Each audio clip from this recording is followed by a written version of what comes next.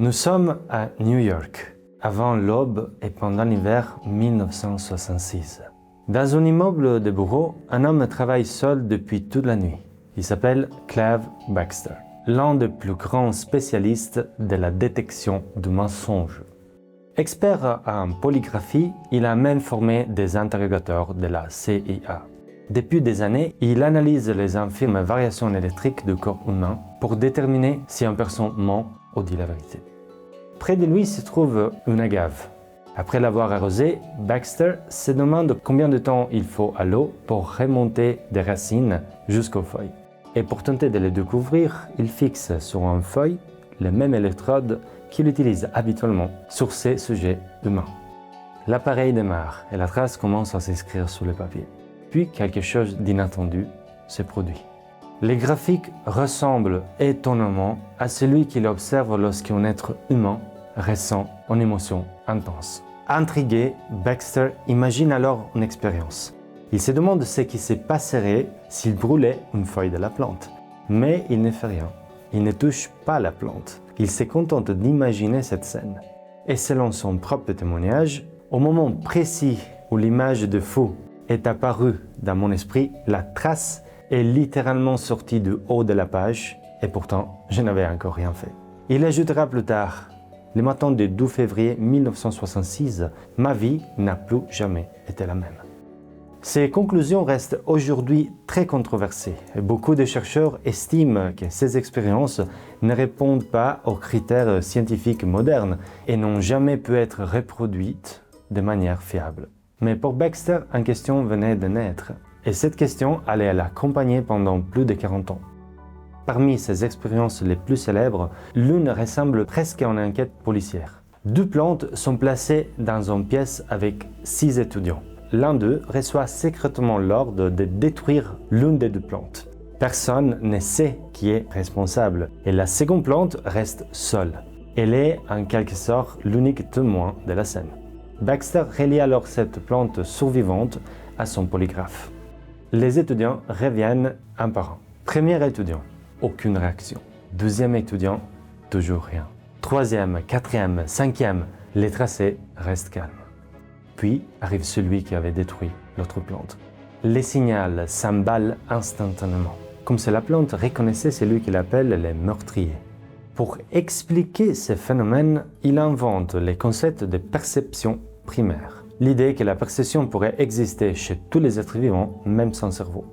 Cette hypothèse n'a jamais été acceptée par la communauté scientifique et pourtant, elle continue de fasciner des millions de personnes. Lorsqu'une chenille commence à dévorer une feuille, la plante ne reste pas passive. Elle libère dans l'air des molécules chimiques. Les plantes voisines détectent cette substance et commencent immédiatement à préparer leur propre défense, et parfois avant même d'être attaquées. À l'intérieur de la plante, un autre phénomène remarquable apparaît. La blessure déclenche la libération de glutamate, la même molécule qui joue un rôle essentiel dans notre système nerveux. Chez les végétaux, ce glutamate provoque une immense vague de calcium qui traverse les tissus pour transmettre l'information. Les plantes n'y possèdent pourtant ni neurones ni cerveau. Alors pourquoi utilisent-elles une molécule aussi proche de celle employée par les animaux? La question reste ouverte. Lorsque le chercheur David Rhodes publie ses premiers travaux sur cette communication chimique en 1983, ils sont accueillis avec beaucoup de scepticisme. Mais les expériences sont répétées encore et encore. Aujourd'hui, ce phénomène est reconnu chez de nombreuses espèces végétales. En 2023, des chercheurs japonais sont même parvenus à filmer cette propagation des signaux à l'intérieur d'une plante voisine quelques secondes après l'émission des molécules d'alerte. Les plantes voisines ne font qu'intercepter cette information, rien de mystérieux. Simplement une chimie d'une sophistication extraordinaire. Une plante peut-elle compter? La célèbre plante carnivore, la Dionée attrape-mouche, réserve une autre surprise. Si un insecte touche un seul poil sensible, il ne se passe rien. Mais si un deuxième contact survient dans les 20 secondes, le piège se referme. Mais la plante n'est pas encore terminée son évolution. Produire des enzymes digestives coûte énormément d'énergie. Elle attend donc que l'insecte continue à bouger. Et à chaque nouveau contact, elle accumule de nouvelles informations. Lorsque plusieurs simulations se sont produites, elle déclenche enfin la digestion.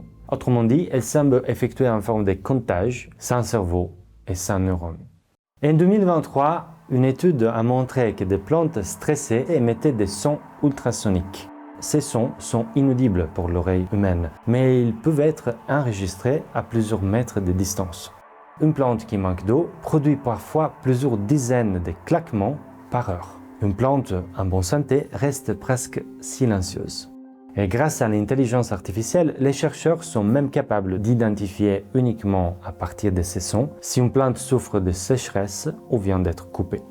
L'explication la plus probable est purement physique. Lorsque la plante manque d'eau, des minuscules bulles d'air éclatent dans ses tissus et ces micro-explosions produisent ces sons enregistrés.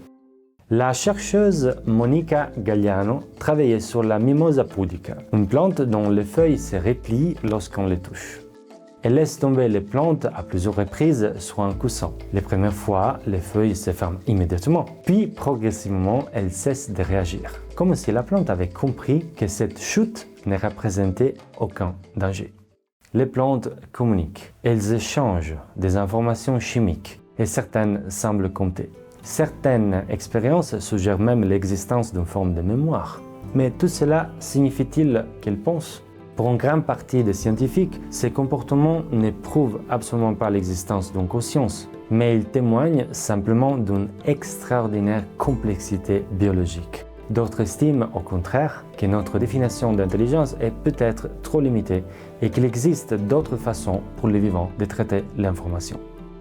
Si cette émission vous a plu, n'hésitez pas à la partager et à vous abonner. Je lirai vos commentaires avec beaucoup d'intérêt et à très bientôt pour une nouvelle émission des Forces Vitales.